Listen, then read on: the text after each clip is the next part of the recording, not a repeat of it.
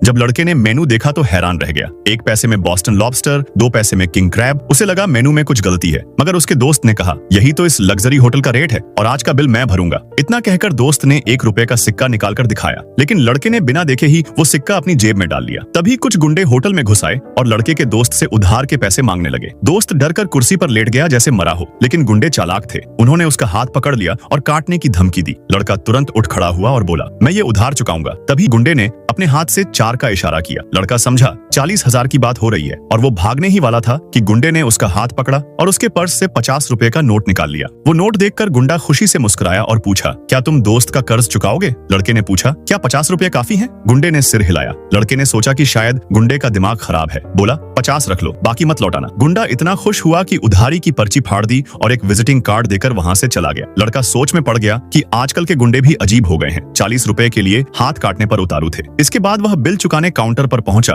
तो सुना कि कुल बिल 1000 रुपए है, जबकि उसने तो बस कुछ बियर और स्नैक्स ऑर्डर किए थे। भीड़ देख लड़के ने 400 रुपए नकद दिए, बाकी कार्ड से देने की सोची, लेकिन जैसे ही उसने 100 रुपए के नोट दिए, रिसेप्शन पर बैठी लड़की चौंक गई। उसने जीवन में इतना बड़ा नोट नहीं देखा था। तुरंत सिक्योरिटी को बुला लिया गया और जगह सील कर दी गई। लड़के को समझ नहीं आया कि 400 रुपए के लिए इतना हंगामा क्यों। रिसेप्शन वाली लड़की उसे होटल मालिक के ऑफिस ले गई। जब मालिक को पता चला कि लड़का 400 रुपए का बिल भर रहा है तो उसे लगा कि लड़का होटल खरीदने आया है। उसने तुरंत होटल बेचने का कागज निकाल लिया और साइन करने को कहा। तब लड़के को समझ आया कि मालिक इतनी आसानी से होटल क्यों बेच रहा है। असल में यह होटल अब उनके लिए बोझ बन चुका था। इस बीच तीनों बड़े परिवार भी शहर में आ पहुंचे और माँ साहब की पोती भी होटल की ओर जा रही थी। दूसरी तरफ लड़का जैसे ही होटल में घुसा, उसका सामना अपनी एक्स गर्लफ्रेंड और एक अमीरजादे से हुई। अमीरजादा समझा कि लड़का चोरी से अंदर घुसा है और तुरंत सिक्योरिटी को बुलाकर उसे बाहर निकालने को कहा। तभी माँ साहब की पोती वहां पहुंची, लेकिन अमीरजादे को उसकी असली पहचान नहीं पता था। वह उससे भी गरीब समझ बैठा और दोनों को निकालने को कहा। तभी लड़का बोला, इस होटल का मालिक मैं हूँ, अगर किसी को जाना है तो वो तुम हो। इतना कहकर उसने होटल की डील वाला कागज दिखा दिया। अमीरजादे ने कहा, ये सब तूने चुराया है, तू तो एक डिलीवरी बॉय है और माँ साहब इतने दिनों से तुझे ढूंढ रहे हैं। दरअसल वो तुझसे हिसाब चुकाना चाहते हैं। लड़का हैरान रह गया, मैंने तो सिर्फ 400 रुपए ही दिए थे, क्या इसके लिए भी चोरी का इल्जाम? लेकिन अमीरजादे को लगा कि अब लड़के का खेल खत्म हो चुका है और उसने गार्ड्स को बुलाकर उसके हाथ काटने को कहा। जब वो लोग उस लड़के को पकड़कर पीटने ही वाले थे, तभी बाहर तीनों बड़े परिवार होटल में आ पहुंचे।